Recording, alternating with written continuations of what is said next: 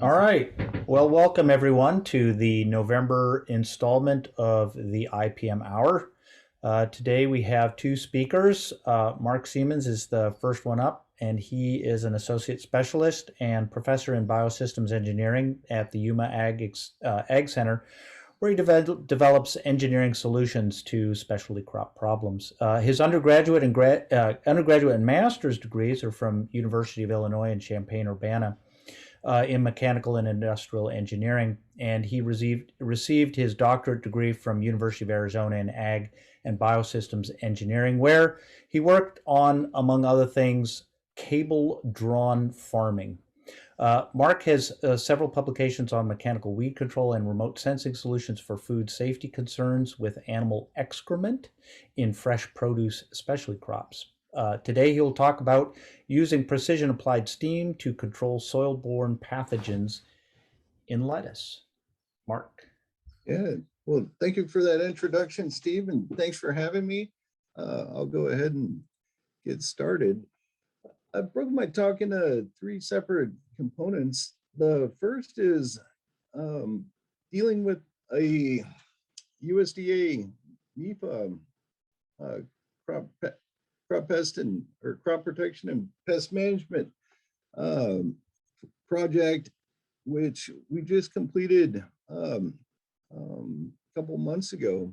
And in that project, our goals were to develop a band steam applicator, inject steam into the soil to try and essentially sterilize it to control Sclerotinia, lettuce drop, and weeds. And then also examine the use of exothermic compounds to try and be more efficient, energy efficient at raising soil temperatures.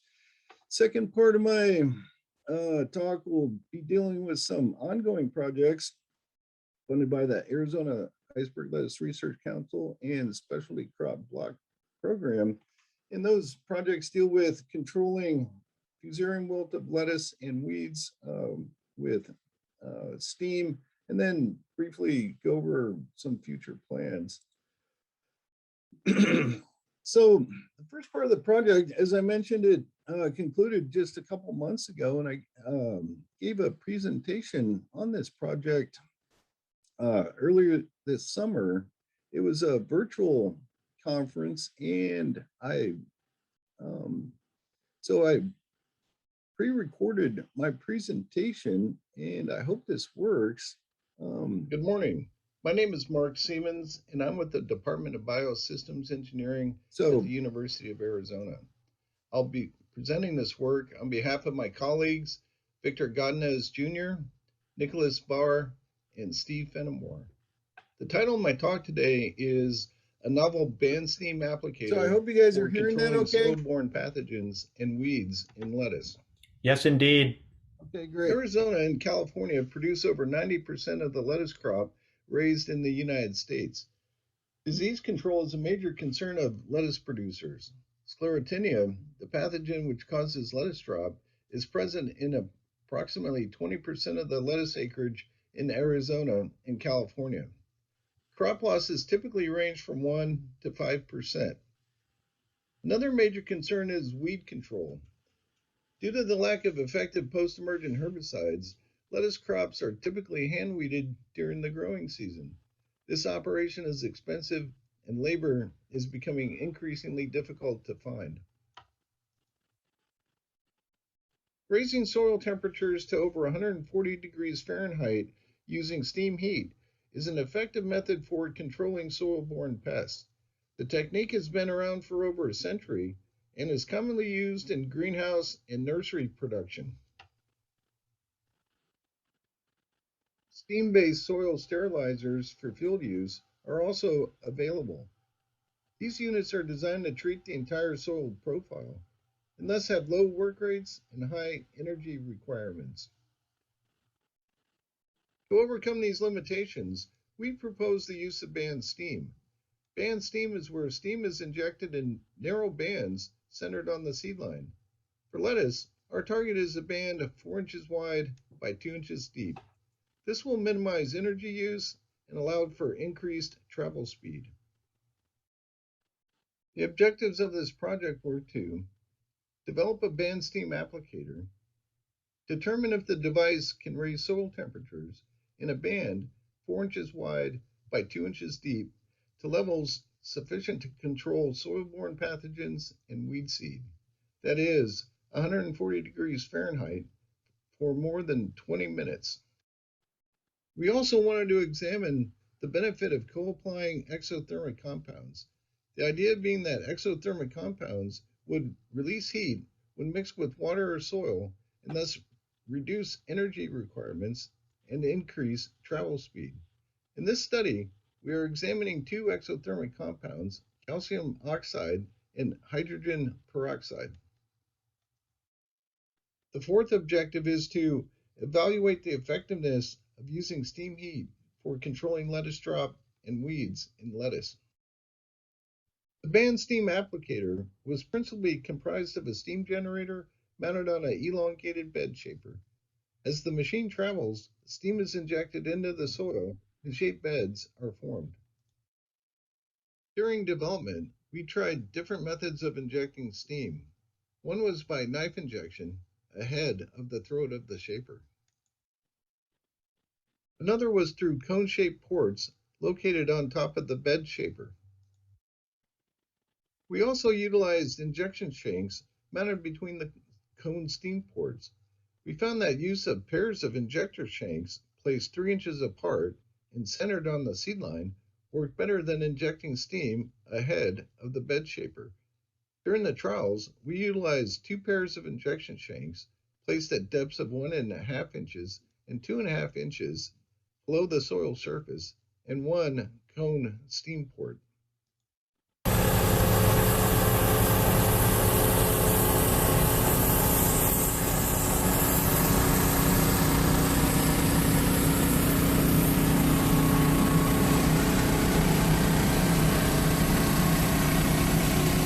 Hey Nick, you got a temperature probe handy?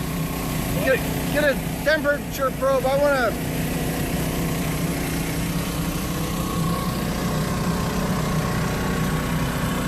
Maybe I can clip it. That's all right.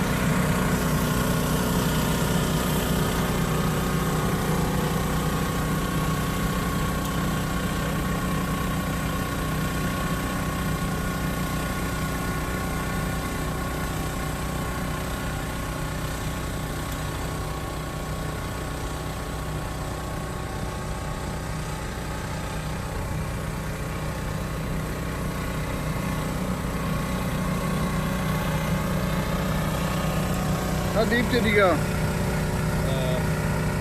Inch. Okay, perfect. Ow, that's freaking hot. Whoa, 150.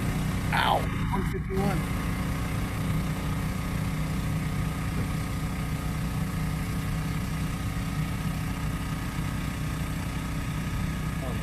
Dude, we're at 163. Hit the record button.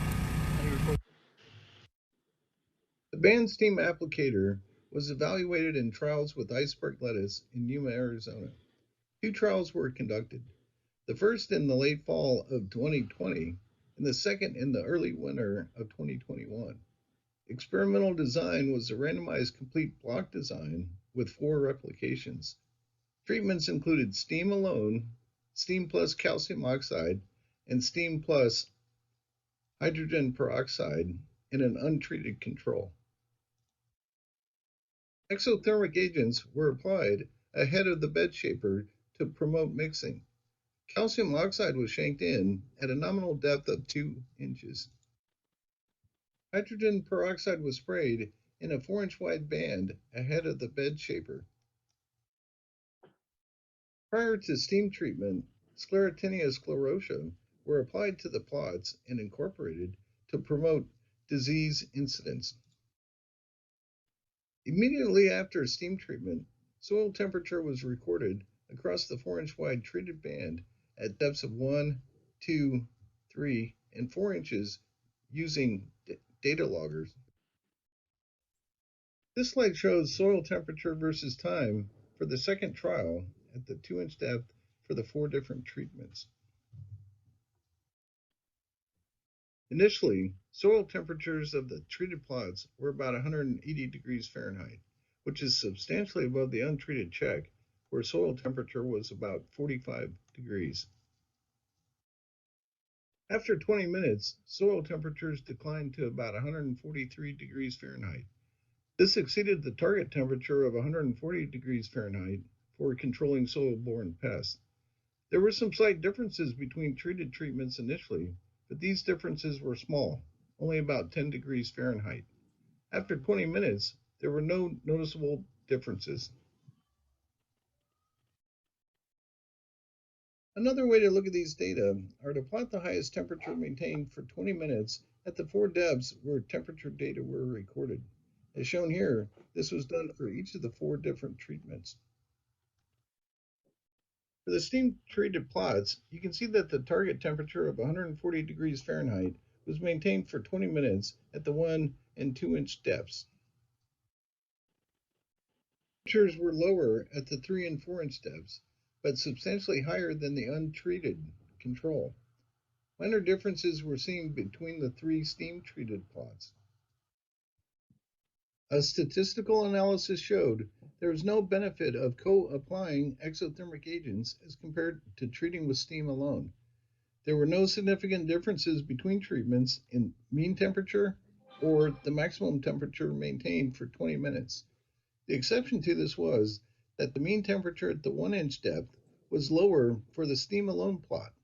However, the magnitude of this difference was small, only about 5 degrees. These results were not expected, as exothermic compounds should have raised soil temperatures by 10 degrees or more. An explanation for this was that the placement of the compounds was such that they did not completely mix with soil or steam, and thus did not fully react. Use of steam heat significantly reduced weed emergence. As compared to the untreated control, weed density was lowered by over 85%. This translated into a reduction in hand weeding time of more than 3 hours per acre. Despite inoculating the plots with Sclerotinia sclerotia prior to treatment, disease pressure was low in both trials, less than 3%. No significant differences were found between treatments, including the untreated control plot that was not inoculated with Sclerotinia. An unexpected result was that the lettuce in the steam-treated plots appeared to be healthier and more vigorous than those in the untreated plots. These differences carried through to maturity. Steam-treated plots had significantly higher head weights as compared to non-treated plots. Higher average head size translated into a higher percentage of marketable heads and a yield increase of more than 24%. This is significant, as gross revenues for lettuce are about $10,000 per acre. Of note is that this 24% yield increase was found even as compared to the untreated control that was not inoculated with Sclerotinia. Those results are very promising. However, even though only a narrow band of soil was treated, band steaming is still quite slow and energy intensive. To raise soil temperatures from 43 degrees Fahrenheit up to 180 degrees Fahrenheit, a low travel speed of 0.15 miles per hour was required. This translates into a field capacity of 0.05 acres per hour and a work rate of 19 hours per acre. At these speeds, fuel costs were calculated to be $884 per acre. In summary, this project developed a band steam applicator capable of raising soil temperatures in a 4-inch wide by 2-inch deep band of soil to 140 degrees Fahrenheit for 20 minutes. Co-applying exothermic compounds, calcium oxide or hydrogen peroxide, was not effective at raising soil temperatures in this study. Other researchers have found a benefit when co-applying these materials. Better placement or a different design is needed to ensure adequate mixing and a complete chemical reaction. Use of steam heat was effective at controlling weeds and significantly reduced hand weeding time. Due to low disease pressure in the study, we were unable to determine the effectiveness of using band steam for controlling lettuce drop. Using steam heat to disinfect soil increased lettuce yields by more than 24%. Although only a 4-inch wide by 2-inch deep zone was treated, band steaming was still slow and energy intensive. Given the high value of lettuce crops, band steaming may be cost effective if yield increases of 24% can be realized. So that concluded that talk, and now I'd like to switch gears a little bit and get into some of our more recent work. One of the things I neglected to mention and probably should have was the how the steam injectors were able to place heat into the targeted band that we were looking for, essentially a 4-inch wide band by 2 inches deep. You can see here that in this infrared image, which is a cross section of the bed after treatment. We worked pretty hard on getting this the injectors positioned and arranged in such a way that we were able to target just the area we were looking at. So moving on to our current work, basically we're trying to investigate the use of band steam for controlling Fusarium wilt of lettuce. This is becoming an increasingly problematic disease in our area, and also, my understanding, the Salinas area, basically it can cause complete crop loss, and the only known cure is essentially to rotate out of lettuce, basically switch to a different crop and not plant that field back to lettuce. They are working on some resistant varieties. Those are coming along, but not widely accepted at this point. So to conduct these trials, we tried to find some fields with a known history of Fusarium wilt of lettuce. This is a little bit challenging because we wanted to plant lettuce back into these fields, and finding those fields was challenging, but we did manage to find a few. Fusarium wilt is attacks the root system. And so for this application, we adjusted the depth of our injection shanks to a little bit deeper. We had them placed at 2.5 inches and 3 inches. And then we wanted to investigate the use of different travel speeds. We wanted to make sure that our treated area got hot enough, so we had a slow speed. Our average speed was what we thought would allow us to inject enough steam to reach our target temperatures, and then a little bit faster speed. We collected soil samples from the treated and non-treated areas and took those samples back and analyzed them for the amount of Fusarium in those soil samples, and we had pretty significant results, as you can see here, for the 2 speeds that we tested. We also took some soil and raised some lettuce in the greenhouse and container pots. Again, you can see here a nice response to the steam treatment, and also nice correlation with our travel speed. What was really disappointing was that these results did not translate to the field. We didn't see essentially any difference between the steam treated and untreated plots in the field. Since we were seeing it in the lab, what we're concluding now is perhaps the size of the treated band is not large enough to control Fusarium lettuce roots don't just stay in a narrow 4x4 band or 4x2 band. They extend out pretty rapidly.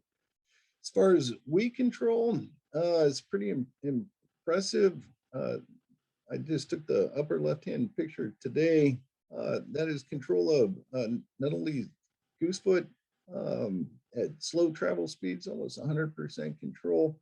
The one on the right, the predominant species there is common purslane. Again, pretty effective control with steam, even at higher travel speeds than raising soil temperatures to 140. So I think that might be something worth investigating. If we can just treat the top of the soil surface and get it pretty hot and not worry so much about the lower depths, 2 inches or below. I mentioned in my previous talk that fuel cost and work rates were pretty slow. And that might be prohibitive for commercialization. And I'd like to point out that those trials were done in the winter when our initial soil temperature was pretty low, about 50 degrees or less. I think I mentioned 43 in the presentation. However, when we operated in the fall or early fall, and our initial soil temperatures were pretty high, about 110 degrees Fahrenheit, we were able to travel 3/4 of a mile an hour and still reach our target temperature. So this significantly reduced our fuel cost to a pretty reasonable number, less than $200 an acre. Our work rate's still a little bit high, about 4 hours per acre. Of course, you could improve upon this if you increase the capacity, made a wider machine, and get that down to a more reasonable number. As far as future work, we're fortunate enough to get awarded a second USDA NEFA crop protection and pest management project. Just started this fall, and the goal of this project is to develop a second generation prototype that is a little more of a commercial style prototype. It is a higher capacity steam generator, essentially twice the capacity of our previous machine. That should allow us to improve our work rate. We learned a lot from our initial prototype. So this is a improved design, much simpler, easier to maneuver, and a little bit more robust.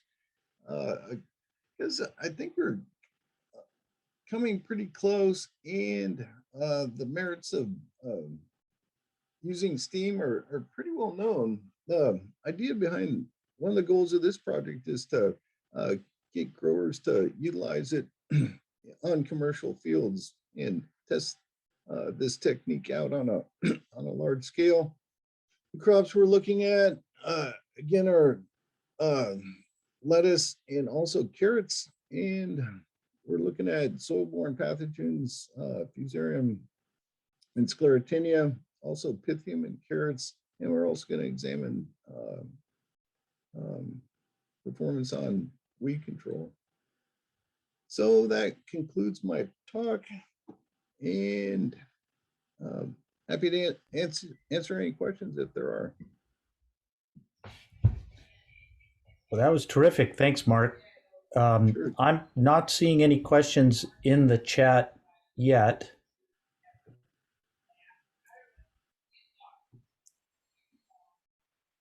I do have one question, and I'm sure this is known. What temperature would you have to get to kill the Sclerotia? That is what we inoculated our plots with. And so our target temperature was 140 degrees. And I don't know if I personally read any specific research on that, but That's kind of a general rule of thumb for soil-borne pathogens, 140 degrees for controlling them. Yeah. Yeah, I mean, I would think that would be known, right? I believe it is. I did more research on fusarium, but I probably should have. I relied pretty heavily on my colleague Steve Fenmore with UC Davis. He's been working with steam for a long time, and he's basically said if you get it to 140 degrees for 20 minutes, you should be good. Thanks.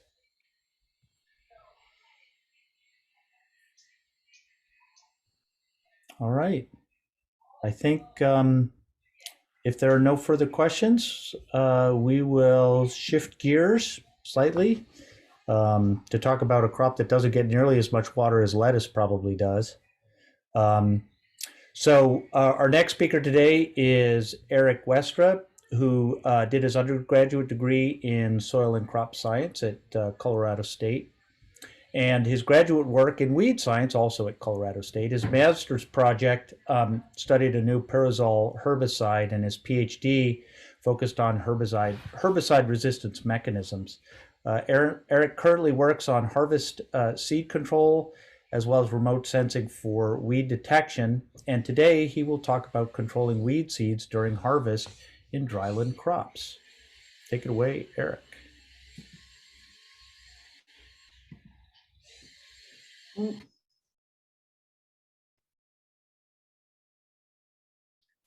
Yeah, appreciate that introduction, Matt. Can you guys see my slides all right? Yes, indeed. Awesome.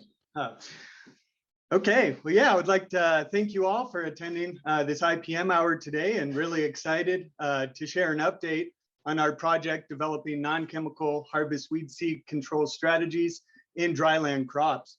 I'd like to start off by acknowledging the PIs on this grant. Todd Gaines is a weed science professor at Colorado State University, and actually spent a few years in Australia after his PhD, and had a lot of firsthand exposure to the concept of harvest weed seed control, which we'll go over today. I'd also like to acknowledge Misha Manucheri and Vipin Kumar at Oklahoma State and Kansas State University as co-PIs on this grant for this work. So kind of an outline for the presentation today. I'm going to start off with kind of an introduction and background on the concept of harvest weed seed control, and really kind of go over some of the different types of harvest weed seed control. Then look at some of our field research, looking at fits in novel cropping systems, including corn and grain sorghum in the Central Great Plains. And then really going to focus on presenting some really exciting results, field results from our Colorado wheat chaff lining field trials. And then also going to go over some of the other work that's currently ongoing. I would like to briefly mention that this overall project analysis is still undergoing. So what I will be presenting today is going to be results from Colorado State University. So I'd like to start off with just the overall concept of harvest weed seed control, which is really just an approach to manage the soil seed bank, utilizing both cultural and mechanical options, really to reduce the impact of seeds from escaped weeds that are present in the field at the time of harvest. And so this really makes sense that historically, when harvesting a crop, if we have weed seeds present in the field, typically what we do is have those weed seeds also enter the combine along with the grain, and then get scattered through choppers or spreaders evenly across typically that combine header length, and really distributed back to the field. So again, really harvest weed seed control is just trying to utilize this opportunity at the time of harvest with weed seeds that still have seeds present on them, and dealing with these to limit their return to the soil seed bank for subsequent years. There's several different tactics, which we'll go over in a few other slides in depth, but harvest weed seed control, again, includes multiple different tactics to this approach of dealing with weeds at the time of crop harvest. So here's just kind of a combine schematic I really like on the concept of harvest weed seed control, kind of showing a cross section and some of those grain and chaff flows through it. So if you look at these two blue arrows, really, if you kind of follow that path through the combine where everything enters the header, we separate out our grain, straw, and then chaff fraction.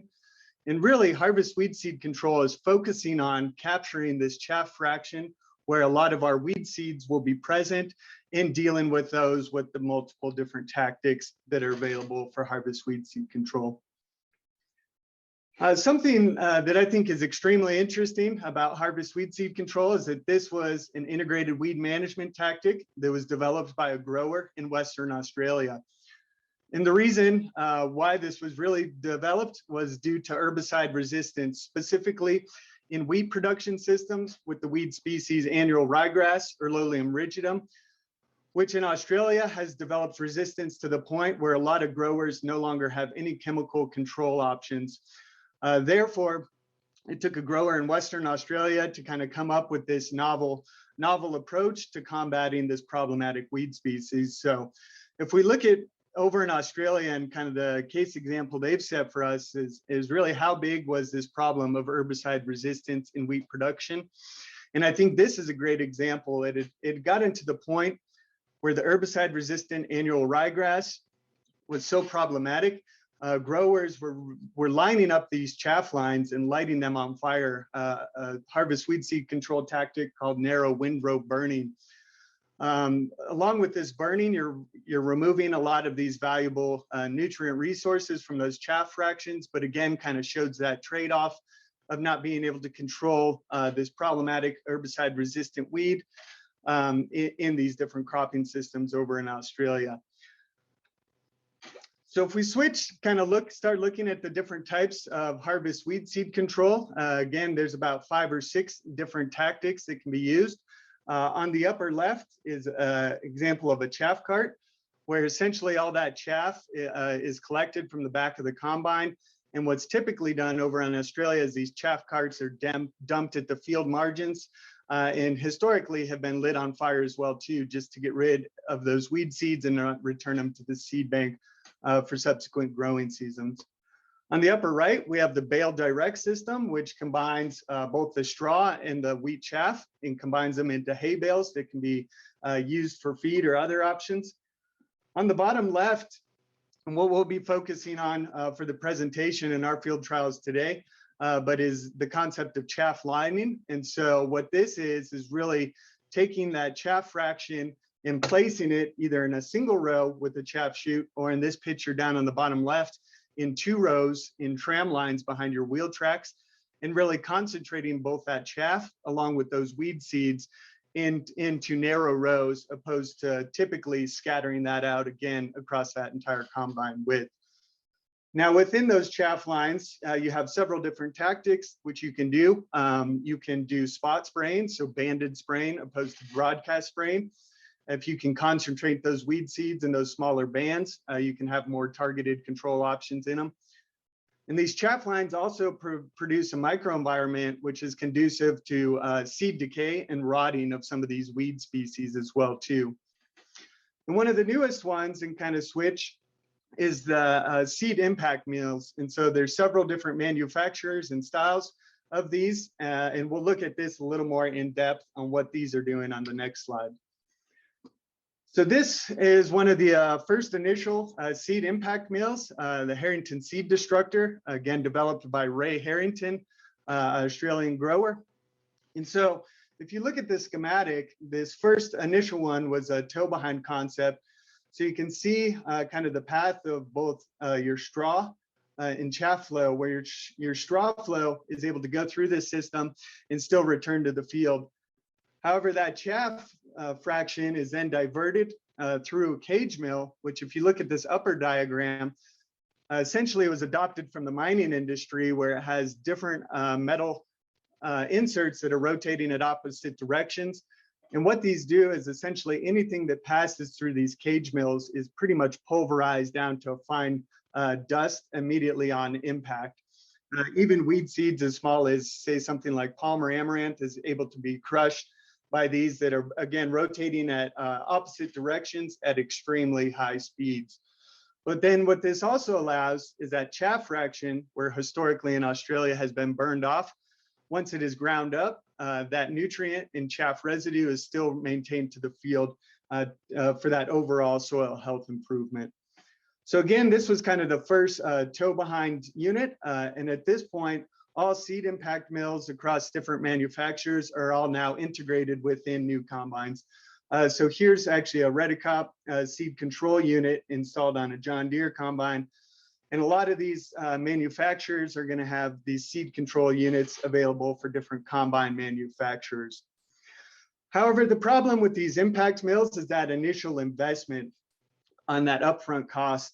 And so looking at kind of our fits of harvest weed seed control into some of our geographic regions, we have selected chaff lining as our approach to harvest weed seed control, and really based on the fact that it's probably the most economical introduction to harvest weed seed control. On the right here, again, this is EMAR chaff deck, which is about $10,000 to $15,000 US, again, where it diverts your 2 chaff lines. However, a grower with some simple modifications, if you have some sheet metal and good welding skills, you can establish a single chute off the back of your combine that then can divert that chaff into a single line behind your combine during harvest. And so again, on the left here, you're looking at investment costs of less than $500, where the seed impact mills are upwards of $100,000, and especially in new combines. So again, kind of across all these harvest weed seed control tactics, this is kind of our decision for evaluating chaff lining in the Central Great Plains across our universities. So our overall objectives, again, were to determine the efficacy of chaff lining as a non-chemical weed management approach in 3 dryland cropping systems, including wheat, corn, and grain sorghum, with that long-term goal of really developing a novel management tactic that we can include in integrated weed management plans to reduce the risk from herbicide-resistant weeds. And so with that, I'd like to get into our first objective, really the field work determining the efficacy of chaff lining on reducing weed emergence in seed viabilities in these 3 crops. So if we look at our kind of setup of these field trials, again, we had 4 states involved, Colorado, Kansas, and Oklahoma did wheat, corn, and sorghum. We also had Montana kind of come in as well too, that it's evaluating this chaff lining in wheat. And again, what I'll be presenting today is data from Colorado only. Again, we had our 3 dryland crops, wheat, corn, and grain sorghum. And within this, we had 3 different chaff levels. So a high, low, and no chaff level treatment. And how we determine those is a lot of these chaff amounts are based on yield estimates. There's been a lot of work out of Australia relating wheat harvest and the amount of chaff produced based on different yield estimates. Where for corn and sorghum, as a team, we really had to come up with some of these different amounts and different parameters for establishing these chaff lines. So again, you can see in these dryland cropping systems, kind of our yield estimates and the percent of chaff of how we establish these simulated chaff lines. Up on the right here, kind of shows our different chaff lines within our different treatments. So we also had 3 different treatments: an untreated check, which was not sprayed throughout the season. So we had our cumulative germination of our weed species. Our glyphosate treatment is kind of simulating going into a fallow period, which was sprayed out after each time collecting plant counts. And then we also had a 3rd planting treatment, which we planted wheat into these different chaff lines with different amounts of residue this fall. And we'll be evaluating emergence as kind of an objective of looking at the impact of these chaff lines on subsequent crops being planted into them. So again, you can see our chaff lines were randomized. We had 4 replicates and we had 2 field sites per state. So we had a total of 6 field site locations in 2020 and 2021. Now we had a little changes between states based on problematic species. In Colorado, these are the weed species we evaluated. In wheat, we had feral rye, jointed goatgrass, and downy brome. In corn, we had red root pigweed, as we don't locally have Palmer amaranth yet. We also had kochia. And for sorghum, we had green foxtail and barnyard grass. So here's a map, just kind of showing our field site locations. One was at Ardec, CSU Research Farm, just north of Fort Collins, Colorado. And our other field location was a USDA ARS research station in Akron, Colorado, out further in eastern Colorado, but about 100 miles between our two field locations in Colorado.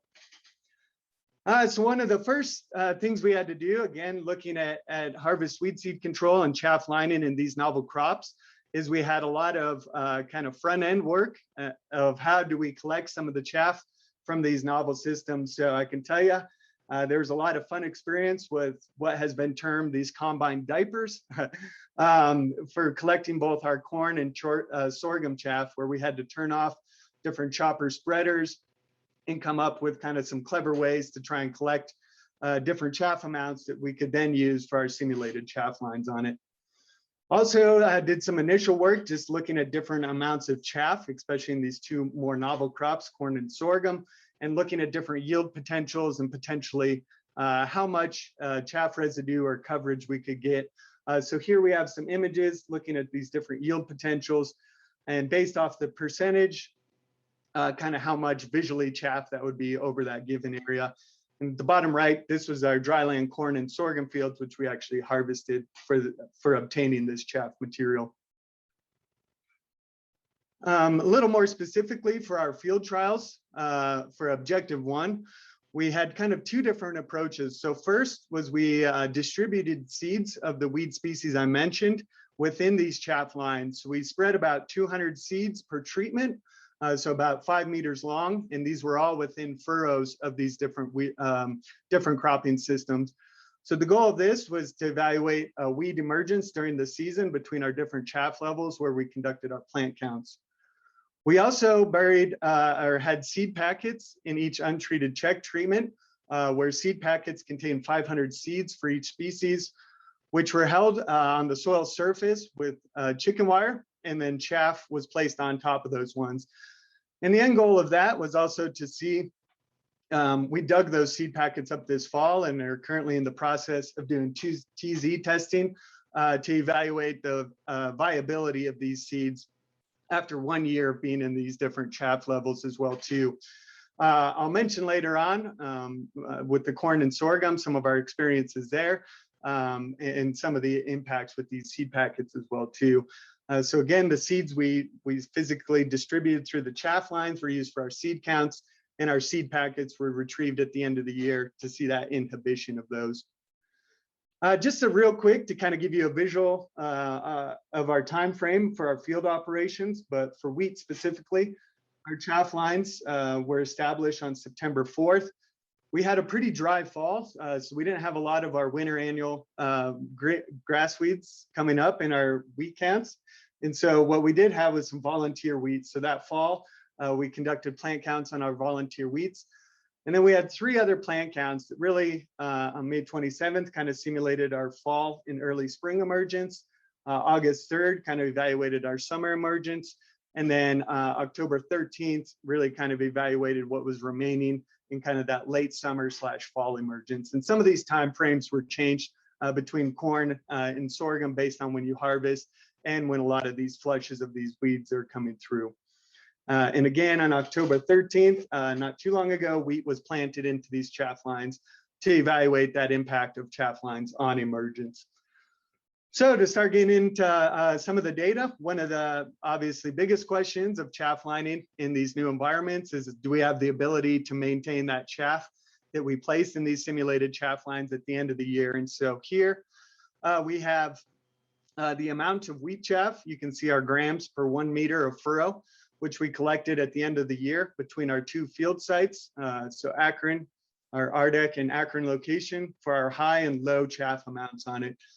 And so you can see Akron, we tend to have a little bit more harsh conditions and higher wind speeds. And what we typically see is going from our low to our high chaff amounts in wheat, that we tend to start getting a little more height on some of those chaff lines. And so whether or not we maybe had a little bit more of that wheat chaff at Akron blow away relative to that lower chaff level. But again, we were really able to maintain a lot of this wheat chaff residue in those chaff lines during the growing season on it. For corn and sorghum, unfortunately, I can say that was not our experience. And so we established all these simulated chaff lines, went out, got them all set up, collected the chaff, figured out how much to put down. The day after we set them up, got about a 50-mile-an-hour wind, and all that chaff was gone out of the field entirely. So here's, I think, a great picture showing the setup, the day that these chaff lines were set up. So you can see our different weed treatments, so our no chaff level, our low and our high. And you can also see them within the corn, these different rows where we added those, and a little harder to see here, but sorghum as well too in these fields, our chaff lines on these. And so what I'd like to show,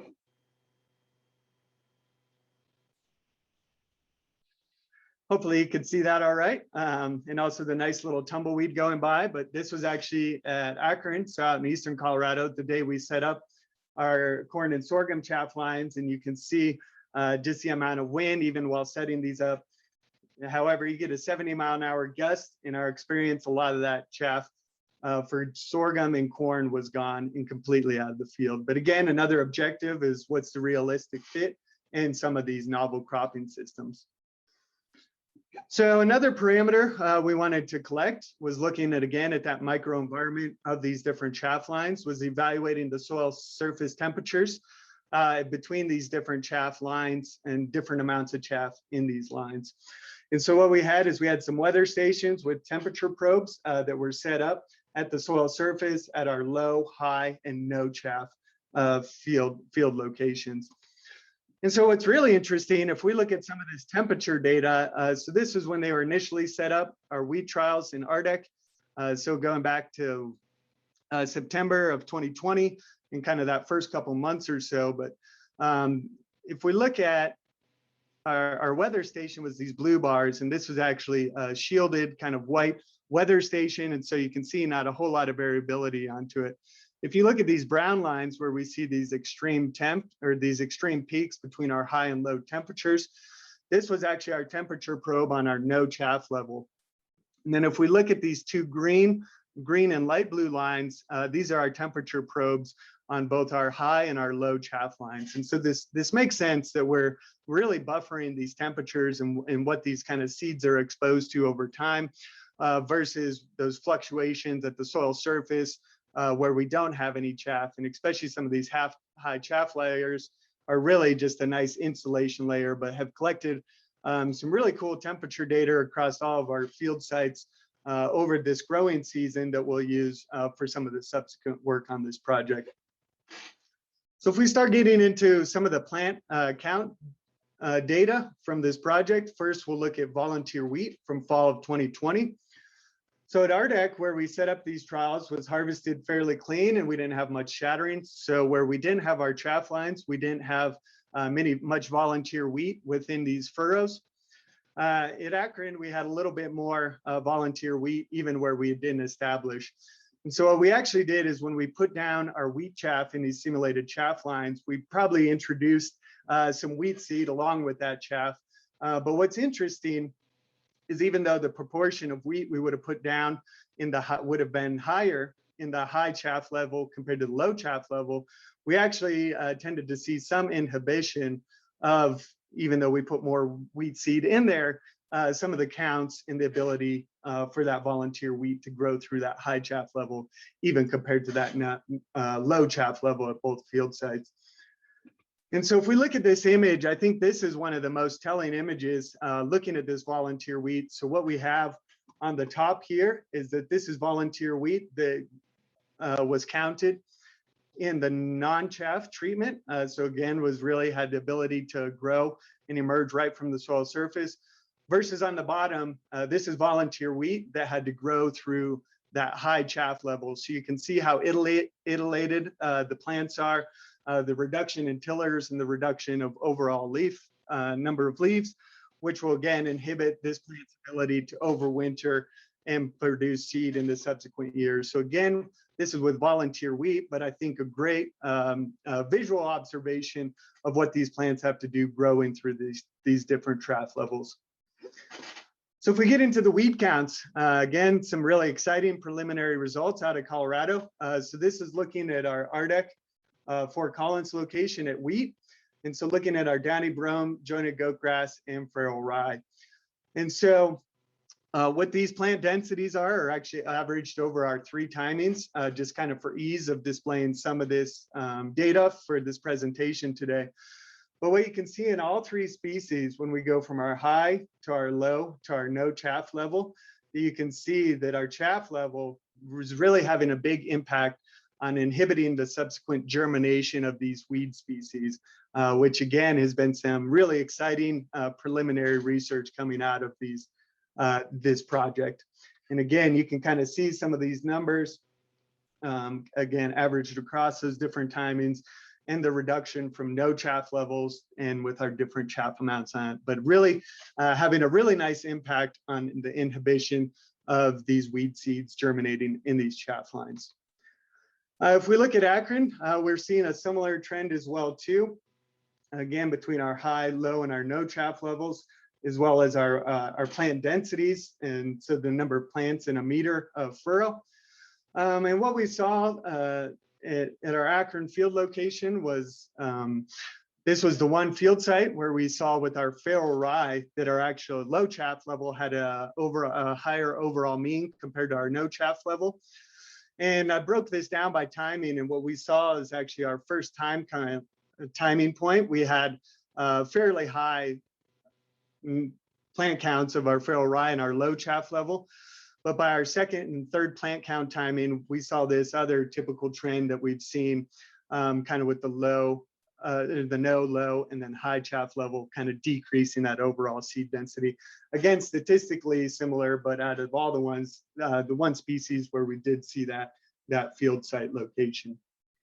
So just to kind of show that impact of different timing, I just wanted to break down one of these species and field sites. So again, here we have data presented from our RDEC wheat trial with downy brome. And so again, our 3 different timings for our plant counts for our fall, spring emergence, summer, and kind of late summer, fall emergence on it.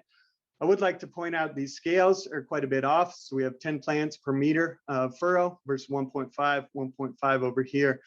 And again, what this is just kind of showing, depending on the species and their biology, that we had a lot of our downy brome emergence at this field location in the fall.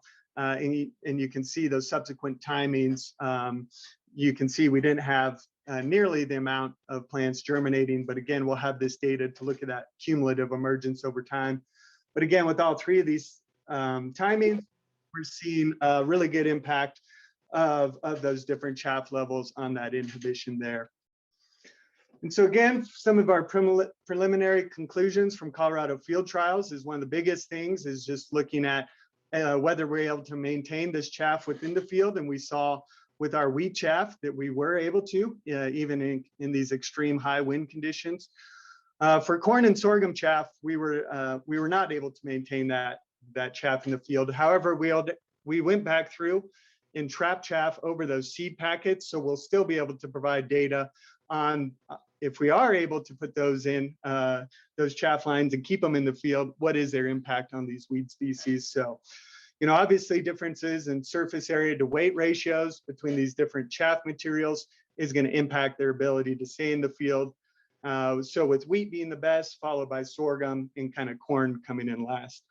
But also going forward, is there maybe that opportunity to modify that chaff prior to laying down in those chaff rows with, you know, maybe a combination of a chaff chopper and chaff chute to direct that. But again, maybe some promise going forward there as well too.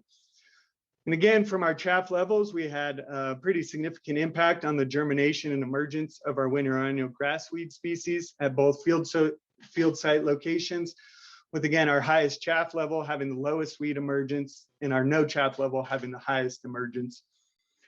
So again, if able to maintain this chaff in the field, there is an effect on the subsequent germination of these weed species. We will be combining the data from all states to evaluate the chaff lining fits in these different cropping systems in the Central Great Plains. I would like to point out, I guess at this point, the chaff lining for harvest weed seed control is an additional tool that can be incorporated into current weed management programs, but is probably not a standalone tactic. And again, with that diversity being key for these weed management practices, but really feel like it will have a good fit in some of these systems as an integrated weed management tactic. So I'd like to briefly kind of go over our second and third objectives. So the second objective is to determine the temperature and humidity required to decrease weed seed viability in chaff setting in controlled conditions. So this work was conducted by a new master's student, Andre at Colorado State University, where he's currently conducting these controlled environmental conditions and growth chambers. Again, looking at different temperature and humidity regimes and kind of what are the impact of these factors on the ability to decrease the viability and potential germination of these weed seeds. So again, kind of looking at more of that microenvironment and some more parameters behind that and what's that impact on the chaff's ability to decrease weed seed viability. So some of the work we still have going on, again, we're still, we've had a pretty dry fall this year as well too. So we'll still be collecting our kind of weed emergence in these different chaff levels over time. Again, that growth chamber work, looking at those temperature and humidity impacts over time is currently ongoing as well too, as well as testing those seed packets for viability at the end of the season. And then kind of one of our third ones as well too, components to this project will be modeling, taking a lot of the parameters from this field work in controlled growth chamber experiments to really model the impact of chaff lining on winter and summer annual weed densities and dryland cropping systems over time.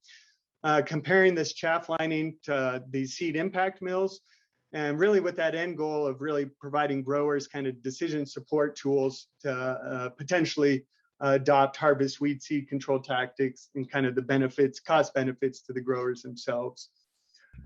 And so I'd like to say this has been a lot of work, but this has been extremely fun, kind of looking at adopting this novel integrated weed management tactic into these new geographic regions. I'd like to thank all the undergraduate hourly support and the people that have came out to Eastern Colorado and helped me with a lot of this chaff lining work. Also have had some great technical support and emotional support as well too. So, and with that, I'd like to thank all the collaborators. I'd like to thank Nita Soni, who's a former CSU postdoc who helped set up these chaff lining trials. And again, Andre working on these controlled environmental studies, as well as the project collaborators, Vipin Kumar and Misha Manicherry, the co-PIs, as well as Lavreet Shergill out of Montana State University, who's going to be evaluating this in wheat as well too. Would like to thank USDA NIFA for this grant and the crop protection and pest management competitive grants program, and would also like to acknowledge and thank Colorado Wheat Research Foundation for some of their initial support of evaluating this work of chaff lining and harvest weed seed control at CSU. And so with that, I'd like to thank you for your time and take any questions if you have them. Thanks, Eric. That was excellent. I'm not currently seeing any questions in the chat.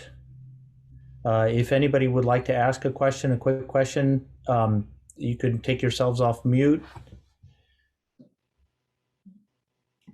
Any questions? Here's a question.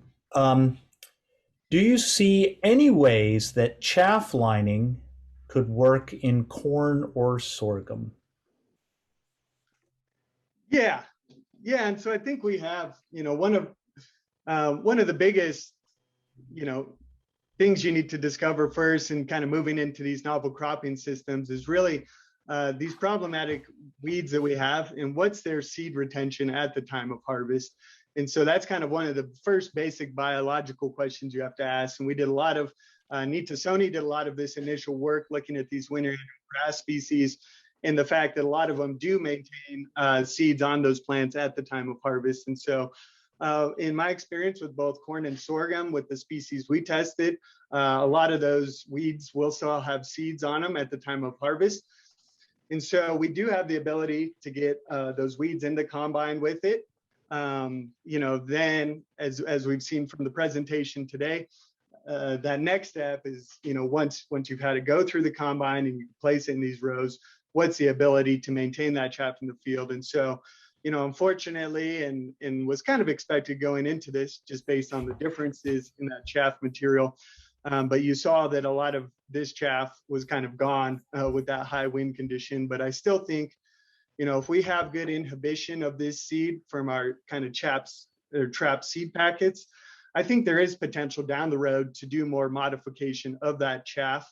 And as I mentioned earlier, maybe chopping it up into finer pieces, maybe some type of spray adhesive or something going down the road. But so I wouldn't rule it out entirely for corn and sorghum, but there's definitely some follow-up work that needs to be done to expand harvest weed seed control into these systems.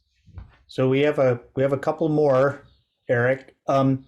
So the question came, can you talk about barriers to grower adoption and what might overcome those barriers? Yeah, great question. I think something that's tricky here in the US is really in Australia, with the amount of herbicide resistance they had, they really had no more chemical control options. And so they were really, I wouldn't call it forced, but really that'll make you look into alternative control or management practices real quick. Yeah. I think one of the tricks we have is we're not quite to that point here at the US. We still have some chemical control options, but those in weed science know that issue of herbicide resistance is going to become increasingly problematic over time.